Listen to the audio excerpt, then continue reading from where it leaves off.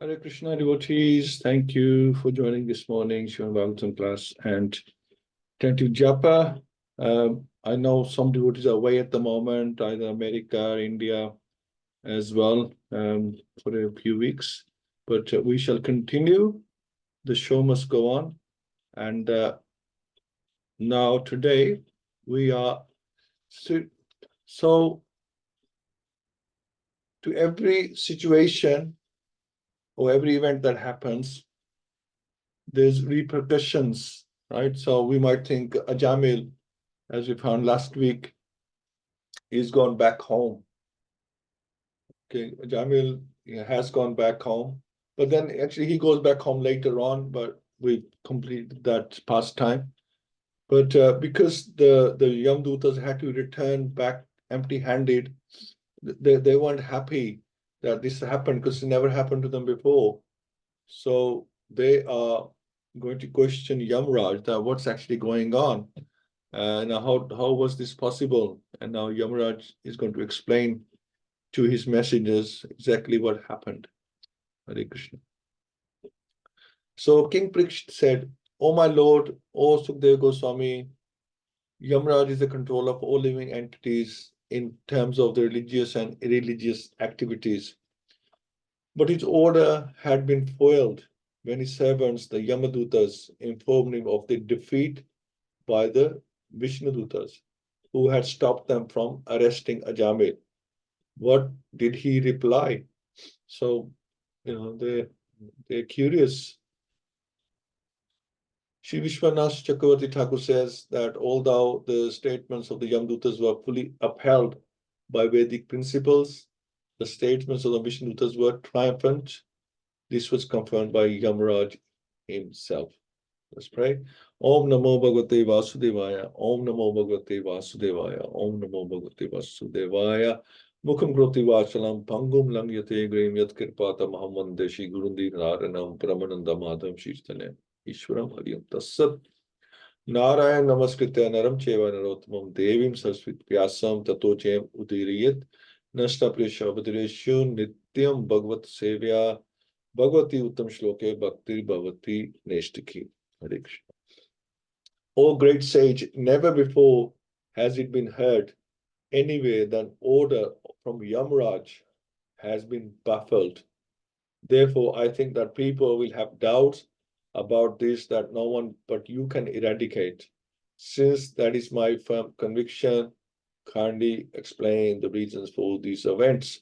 So as I was saying that to every event, there's some repercussions. Sometimes we think, oh, we won this argument, we won this fight, but there's some chain events that we leave behind that may take a while to sort out. So it's a similar situation here. Srila Sukadev Goswami replied, "My dear king, when the order carriers of Yamraj were baffled and defeated by the order carriers of Vishnu, they approached their master, the controller of some Yamni Puri and master of sinful persons, to tell him of this incident." So the Yamduta said, "Oh dear Lord, how many controllers or rulers are there in this material world?" So they're confused that how come, there's somebody could override Yamraj. What happened? So how many had been defeated and how many masters other than him? Furthermore, because the Yamdutas had been defeated, that their master could not protect them. They were inclined to say that there was no need to serve such a master. If a servant cannot carry out the orders of his master without being defeated, what is the use of serving such a powerless master? So the Yamdutas thought that Yamraj was God, and now suddenly they find that he's following, he's under somebody else, that he doesn't have full authority. If in this universe there are many rulers and justices who disagree about punishment and reward, their contradictory actions will neutralize each other. This is the problem. And no one will be punished or rewarded.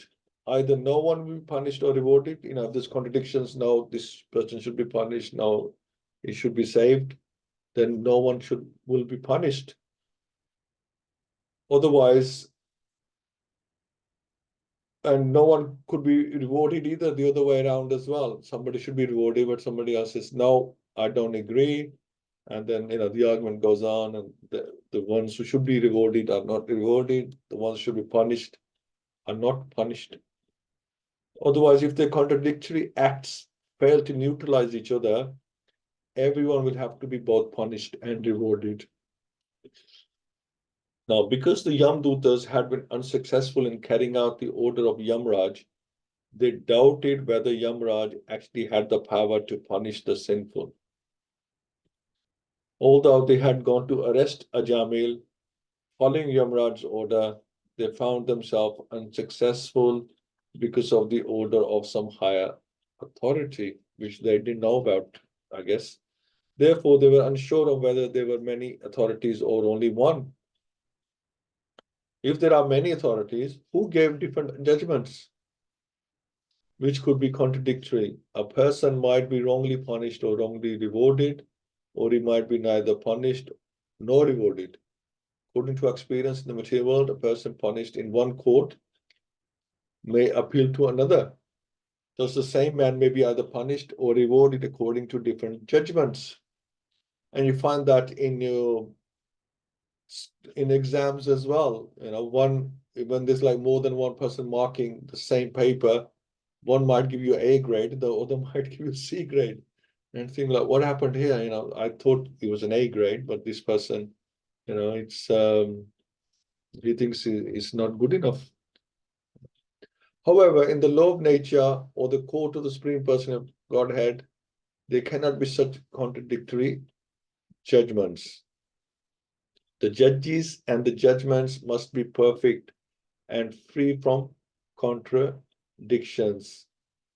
Actually, the position of Yamaraj were very awkward in the case of Ajamil, because the Yamdutas were right in attempting to arrest Ajamil, but the Vishnudutas had baffled them. Although Yamaraj, under these circumstances, was accused by both the Vishnudutas and the Yamdutas, he is perfect in administering justice because he is empowered by the Supreme Person of Godhead. So Yamaraj doesn't normally make mistakes because he's been empowered by God. Therefore, he will explain what his real position is and how everyone is controlled by the Supreme Controller, the personality of Godhead. And as we said last week, that Yamaraj is one of the Mahajans of the 12 Mahajans. He's one of the Mahajans. So he's a great devotee of the Lord. So how did this happen? That his order was upheld by high authority. And because his order, it cannot be subjective, right? It has to be definite. It can't be subjective that in his opinion, that doesn't work here. It has to be 100%. The Yamdutas continued, since there are many different karmis or workers, there may be different judges or rulers to give them justice. But just as one central emperor controls different departmental rulers, there must be one supreme controller to guide all the judges. In governmental arrangement, Prabhupada says that there may be department officials to give justice to different persons, but the law must be one. And that central law must control everyone. The Yamdutas could not imagine that two judges would give different verdicts in the same case. And therefore, they wanted to know who the central judge is. So it's a lesson for them as well. This is why this pastime is so amazing, because it's a lesson for so many people. The Yamadutas were certain that Ajamil was a most sinful man because they can see his records. The Yamadutas weren't fools. They weren't just like, just taking instructions. They were, thinking as well at the same time. But although Yamaraj wanted to punish him, the Vishnudutas excused him. This was a positive situation for the Yamdutas, and they wanted clarification. Right. The supreme judge must be one, not many. It was our understanding that you are that supreme judge and that you have jurisdiction even over the demigods. Our impression was that you are the master of all living entities, the supreme authority who discriminates between the pious and the impious activities of all human beings. So lots of respect for Yamraj at the moment. But now we see that the punishment ordained under your authority is no longer effective, since your order has been transgressed by four wonderful and perfect persons. The Yamdutas had been under the impression that Yamraj was the only person in charge of administering justice. They were fully confident that no one could counteract his judgment. But now, to their surprise, his order had been violated by the four wonderful persons from Siddhalok. We're bringing the most sinful Jamil toward the hellish planets, following your order, when those beautiful persons from Siddhalok forcibly cut the knots of the ropes with which we were arresting him. So they could see that these people, these four men, they were powerful entities and not to be messed with. As soon as the sinful Ajamil uttered the name Narayan, these four beautiful men immediately arrived and reassuring him, saying, don't fear, don't fear. We wish to know about them from your lordship. If you think we are able to understand them, kindly describe who they are. The order carrier Yamraj, being very much aggrieved because of the defeat by the four Vishnudutas, wanted to bring them before Yamraj and, if possible, punish them. Otherwise, they desire to commit suicide. So they're very serious. They take their jobs very seriously, in fact. Before pursuing either course, so they either want to bring the four Vishnudutas before Yamaraj, so he can put judgment on them, or they're saying that otherwise we will kill ourselves. However, they want to know about the Vishnudutas from Yamaraj, who is also omniscient. So Sukdev Goswami said, thus have been questioned, Lord Yamaraj, the supreme controller of the living entities, was very pleased with his order carriers because of hearing from them the holy name of Narayan. So, okay, he was pleased because they said the holy name of Narayan, probably for the first time. He probably never heard of the holy name of Narayan. He remembered the lotus feet of the Lord and began to reply, because he's a Mahajan, he loved to hear about Narayan. Srila Yamraj, Prabhupada says, the supreme controller of the living entities in terms of the pious and impious activities, was very pleased with his servants because they had chanted the holy name of Narayan in his dominion. Yamraj has to deal with men who are all sinful and who can hardly understand Narayan. Consequently, when his order carriers uttered the name of Narayan, he was extremely pleased, for he also is a Vaishnav himself, Yamraj. Yamraj said, my dear servants, you have accepted me as the supreme, but factually I am not. So big shock for the Yamdutas. Above me and above all the other demigods, including Indra, Chandra, is the one supreme master and controller. So if these Yamadutas don't know who is the supreme, who are we to, we don't know. So we should be hard on ourselves that we didn't know this, we didn't know that. If the Yamadutas don't know, then who are we to know anything? We didn't know either, did we? We think Krishna is one of the demigods. He's the naughty one, What do we ask of him? And everybody thinks that he's mischievous and these pastimes are mischievous. That's how we always saw Krishna. But only Krishna can do whatever he wants because he's the supreme, And plus, his reasons are not selfish. He is doing it for his devotees, whatever he does. The partial manifestation of his personality are Brahma, Vishnu, and Shiva, who are in charge of creation, maintenance, and annihilation of this universe. He is like the two threads that form the length and breadth of a woven cloth. The entire world is controlled by him, just as a bull is controlled by a rope in its noose. or his nose. The order carrier Yamaraj suspected there was a ruler even above Yamaraj. To eradicate their doubts, Yamaraj immediately replied, yes, there is one supreme controller above everything. Yamaraj replied immediately. Yes, there is one supreme controller above everything. Yamaraj is in charge of some of the moving entities, namely the human beings, but the animals who also move are not under his control. So this is interesting. The Yamaraj, although he controls the living entities, namely only the human being, animals are not in his control. Only human beings have the consciousness of right and wrong, and among them, only those who perform sinful activities come under the control of Yamaraj. So only humans are under his control, and of those humans who commit a lot of sin are under his control. So not all the humans are even under his control. So he has very limited power.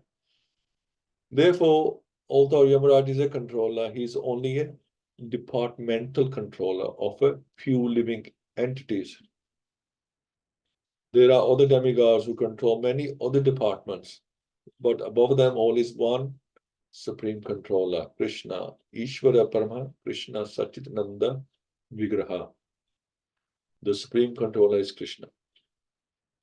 Others who control their own departments in the affairs of the universe are insignificant in comparison to Krishna, the supreme controller. Krishna says in Bhagavad-Gita 7.7, Matha Pratram Nanyat Kinchit Asti Dhananjaya. My dear Dhananjaya, Arjun, no one is superior to me. Therefore, Yamaraj immediately cleared away the doubts of existence, the Yamadutas, by confirming that there is a supreme controller above all others. There is always a supreme controller who says hidden, right? You see, like even in the movies as well, there will be always a big controller, the boss, nobody knows him, they don't know where he lives. Most of them have not ever seen him. These movies are based on this kind of concept, right? That there's always one who's giving all the orders, he's controlling everything, he knows everything, even though he's not in all the places, but he has knowledge of every move that's taking place. And same with Krishna, he's the supreme. He knows everyone's heart, he knows who's doing what, and who is going to do what. He has control over everything. Just as the driver of a bullock cart ties ropes through the nostrils of his bull to control them, the Supreme Personality of Godhead binds all men through the ropes of his words in the Vedas, which set forth the names and activities of the distinct orders of human society, Brahman, Kshatriya, Vaishya, and Shudra. In fair, the members of these orders all worship the Supreme Lord by offering him presentations according to their respective activities. So in this material world, everyone is conditioned, regardless of who he is. One may be a human being, a demigod, or an animal, tree, or plant, but everything controlled by the laws of nature. And behind this natural controller is the natural control is the Supreme Personality of Godhead. This is confirmed by Bhagavad-Gita, where Krishna says, Maya Dyakshena Prakriti Suyate Sacharacharam. The material nature is working under my direction and producing all moving and non-moving beings. Thus, Krishna is behind the natural machine which works under his control. So, apart from other living entities, the living being is in the human form is systematically controlled by the Vedic injunctions in terms of the divisions of Varna and Ashrama. A human being is expected to follow the rules and regulations of Varna and Ashrama. Otherwise, he cannot escape punishment by Yamraj. So this is interesting that there's certain do's and don'ts that we have to follow.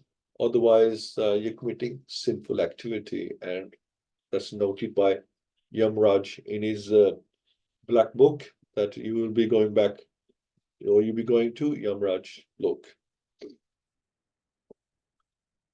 the point is that every human being is expected to elevate himself to the position of Brahman, the most intelligent man, and then one must transcend to the position to become a Vaishnava. So from a Brahman is not the highest position, Vaishnava is the highest. So from a Brahman, you move on to Vaishnava. So Vaishnava is always seen higher than a Brahman. This is the perfection of life. And that is the reason we have been given this human body. And we should understand, most people don't understand that this is a very special, we are in a privileged position to have this body, but we just don't realize it, how fortunate we are to have this facility that, we just waste it. So it's crazy. The Brahman, Kshatriya, Vaishya, and Shudra can elevate themselves by worshipping the Lord according to their activities. Swasa karmani abhritha samsadim labate nar. The divisions of one ashram are necessary to ensure the proper execution of duties and peaceful existence for everyone, but everyone is directed to worship the Supreme Lord, who is all-pervading, yena sarvam idam tatam. So I, Yamraj, the Indra, the king of heaven, Nirati, Varuna, Chandra, the moon god, Agni, Lord Shiva, Pavan, Lord Brahma, Surya, the sun god, Visvasu, the eight Vasus, the Sardhyas, the Maruts, the Rudras, the Siddhas, and Marichi, and the other great rishis engaged in maintaining the departmental affairs of the universe, as well as the best of the demigods headed by Brihaspati, and the great sages headed by Brigu, are all certainly freed from the influence of the two base material modes of nature, namely passion and ignorance. So these top departmental controllers, they are mostly in the mode of goodness, it says here. They are not controlled by passion and ignorance, especially ignorance. Nevertheless, although we are in the mode of goodness, we cannot understand the activities of the Supreme Personality Godhead. So even these people, they cannot understand in the mode of goodness, even they can't understand the personality of the Supreme Personality Godhead. Even in the mode of goodness, goodness is only a platform to reach God. It's not the ultimate position where you can understand God. That is just a platform.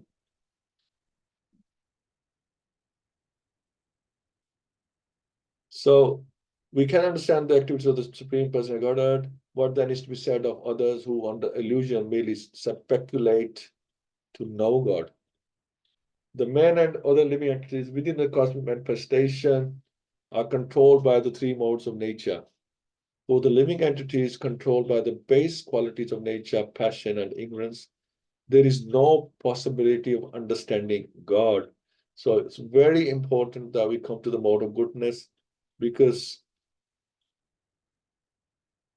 under passion and ignorance, there is no chance.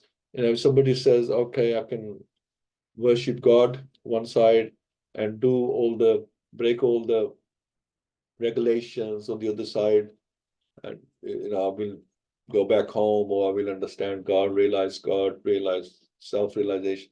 It's not going to happen. You have to be there. You have to be ready to receive that. As stated in Bhagavad-Gita, one who is situated in the devotion service of the Lord is transcendental to all material qualities. Therefore, the Lord personally says that no one can understand him but the bhaktas, who are transcendental to all material qualities. Bhaktya ma abhijanati. So that's the only way to understand God. So this is why these people haven't actually even heard of Narayan or Krishna. Even so Yamaraj tried to he will explain to them, maybe next time. He will explain to them what the situation is, and he'll tell them. So they are fortunate to be in this situation, because now they can know about Lord Krishna, which they had no idea, and they were just carrying out the orders. and doing what Yamaraj said. They always thought Yamaraj was God. Now, if you think Yamaraj is God, and you think that at the time of death you're going to remember God, then Yamaraj is God, so we remember Yamaraj at the time of death, and then they'll be stuck in that planet forever, right? And they don't know any better. They think we're doing the right thing, or we're doing the best thing. So it's very important. This is why they say that the Earth planet is very, very.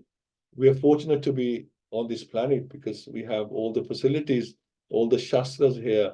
The gods reincarnate here. They come here, from time to time in all the yugas to explain to us that what is necessary. They give us tons of knowledge. They send the spiritual masters to us, like Srila Prabhupada, to explain to us, to translate for us, because we have so many languages, not just like Sanskrit is spoken everywhere now, so many languages. So really fortunate to be here on this planet, and really fortunate to be here in this Yuga, Kali Yuga, because everything's so easy for us, or at least not easy for us, but everything made so easy for us, but we still find it very difficult. And we have this human form that is so useful. And if we don't even know what we have. This is the problem. We don't understand, what we have been given. We don't appreciate it. This is the problem, and we misuse it and miss the opportunity. Thank you so much, Hina Mataji, Rukmini Mataji, Ishani Mataji, Jai Prabhu, Madhav Shyam Sundar Prabhu, Praveen Mataji, Prem Prakash Prabhu, welcome, and Radharani. Thank you for joining, and like to hear your views, please. And it's getting more and more interesting, isn't it? And we're going to hear more about what Yamaraja says, how he explains to the Yamdutas and how does he convince them. So, and they are traumatized actually at the moment. They can't believe that all this time they thought they were serving God himself, but now he's just their departmental controller. Yeah, excellent. So maybe we can hear from Prem Prakash Prabhu. Hare Krishna Prabhu. Oh, you listen. Okay, listening only. Thank you, Prabhu. Sorry. Yes, so Hina Mataji. Hare Krishna. Hare Krishna, and Pranam. Please accept my humble obeisances. Glory to Srila Prabhupada. Thank you so much for the class, Prabhuji. Yeah, some really nice points of nectar in this chapter. I think it's just, I find it really interesting how the Yamadatas are questioning who is the ultimate authority, who ultimately decides what punishments are administered, and obviously it's news to them to hear that there is a higher authority than Yamraj himself. And yeah, just going kind of back to your points that you called out about, it's almost, I was thinking how fortunate we are that we know that there is a supreme controller. This knowledge is very rare when you think about it. Even on this planet, there's very few who believe that there is a God, and I think more and more people are becoming atheists as well, and probably that will deteriorate and that will increase as the yuga progresses. Atheism will probably be on the rise. So yeah, it's such a rare, we just take it. I take it for granted. Everybody knows that there is a supreme controller, but in reality, it's a very small proportion that are in this who are in this knowledge. I like your points about how that you have to come to the platform of the mode of goodness to understand the Lord. It's not possible if one is under the mode of ignorance or in passion. And again, if you look at most of the population today are under that influence and in the mode of passion and ignorance. So it's rare. And just feeling very fortunate. Thank you very much, Prabhu. I think you've just made us realize from this verse that we are all very blessed to be where we are and to have this association. Thank you so much. I mean, every time, every week, we understand more and more that how, what a privileged position we are in, and we never appreciated it, and we wasted it. And also, it seems like we walking around with our head in the sand. Everything's there, all the knowledge is there, all the evidence is there all around us. When we look outside, everything somebody is controlling all this, because everything comes at the timely passion. The spring is coming, the spring is here, summer will come, winter will come, autumn, everything. The sun will come out in the morning, the flowers will bloom on timely. There's like somebody's controlling all this, and Krishna doesn't have to do this himself. He's a departmental control. He has departments where things are being carried out. He's the boss, and he can just give orders that okay, make sure you do this thing right, and everything has to be. It just may be a reminder that you have to do this soon. Everything. I mean, even he doesn't have to give reminders. He's got people to give reminders on his behalf, that as well. And to say, somebody said that he realized that Krishna was God, because when he sees all the demigods, or even his reincarnations, that they're always doing something. But when you see Krishna himself, he's just enjoying himself. Probably just playing his bansuri. You see in the Dasavatars, he's got his flute, or he's talking to Balram, right? Or he has Radha with him, or he'll have some cows with him. It seems like relaxing and enjoying himself. When you see the others, Parshuram's probably got his axe, and you see the Matsya Avatar, he's saving the Vedas, like that.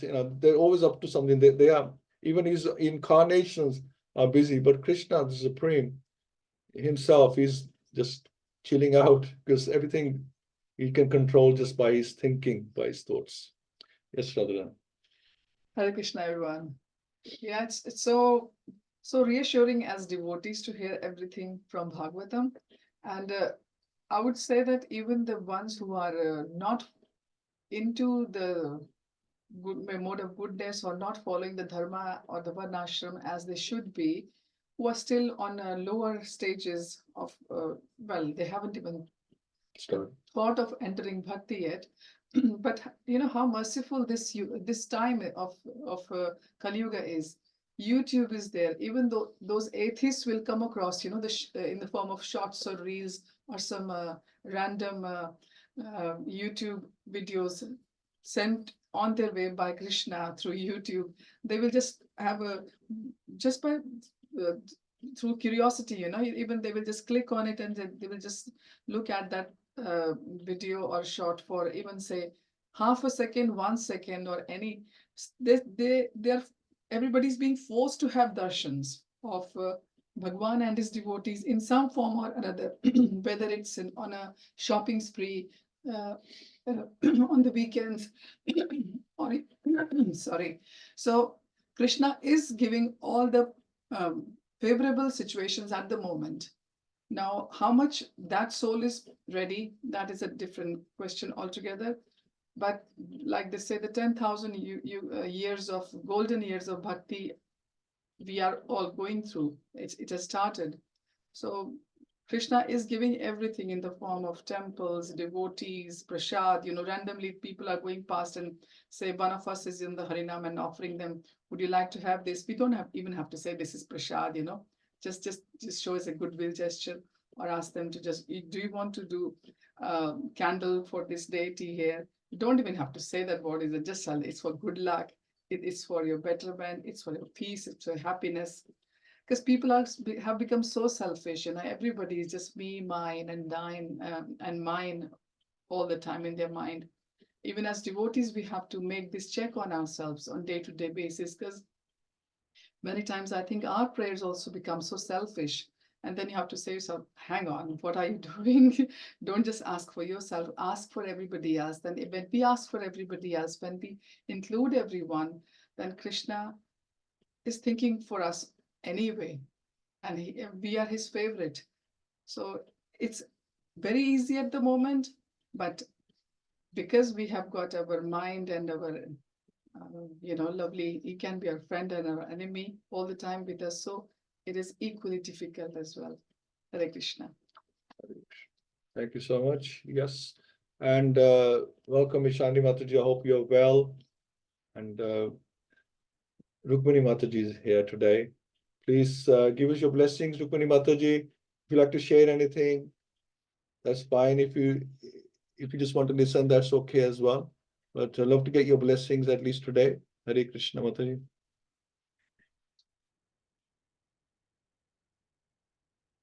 Okay, no worries.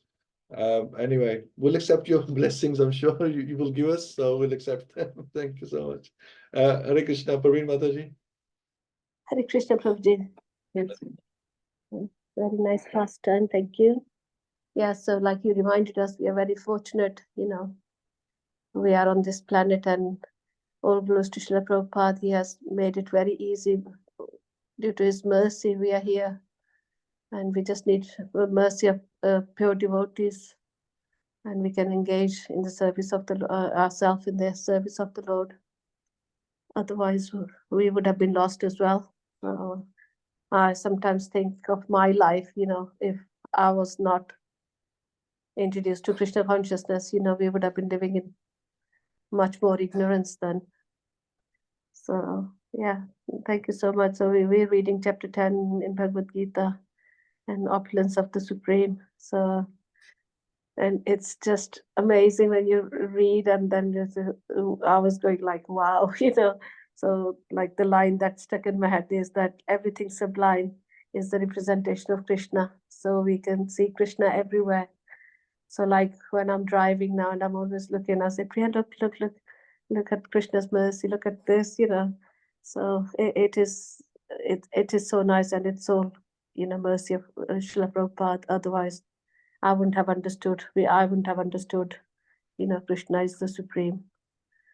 So yeah, thank you so much, Prabhuji, and thank you for your time, your association every Friday. And thank you so much. Otherwise, we wouldn't have been here. We're in Canto 6 now. So thank you so much, Prabhuji and Mataji. Hare Krishna. Krishna Mataji, thank you so much. We all helping each other. My focus is getting more as we discuss these pastimes, and we discuss between ourselves. I think we help each other, and this is what this mission is all about.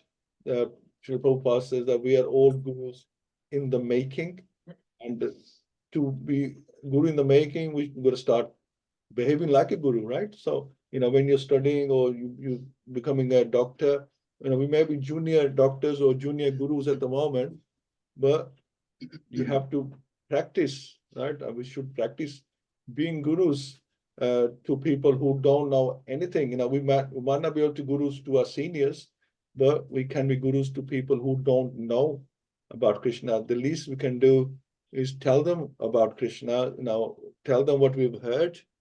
And if not that, we can give them prasad. But that's, you're helping them at least in that way. So there's so many ways we can serve humanity, community, and just give them that little bit of Krishna, and so they can start advancing.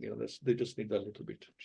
Hare Krishna, can I also add this, that every time we hear a pastime or attend a class or do a self-study, we should always aim for self-realization after we have done that what we have learned from it, try to apply a little bit of that in our lives. This is how you will see your focus and your determination and your longing to remember Krishna all the time increases all the time. Hare Krishna. Hare Krishna. And Jai Prabhu's summary points. Let's have a look. The Yamdutas, baffled and disappointed, returned to their master Yamaraja after having been defeated by the Vishnudutas in the attempt to arrest Ajamil. They asked Yamraj almost in anger if there were others. So they were really disappointed. Yeah. If there were others who had superior authority over the punishment and reward activities of people. Yamraj tells his servants that there is one supreme controller above all others, but it was not him. he was one of the many who had specific departmental responsibilities. Yamaraj only has control over sinful human beings, perfect. Yeah, so this is the essence of the talk today. And yeah, let's do some good chanting and make sure Yamaraj can't get his hands on us. You know, the more we chant, the further away we get from Yamaraj, because you know he's not going to take us back to his loka. We all going back to we all going back home to Godhead. So if Parmeet Mataji could do the first round, please, and Hina Mataji, could you do the second round? Yeah, Hare Krishna. Namo Vishnu Padaya Krishna Prasthaya Bhutale Srimati Bhakti Vedanta Swami Namine. Namaste.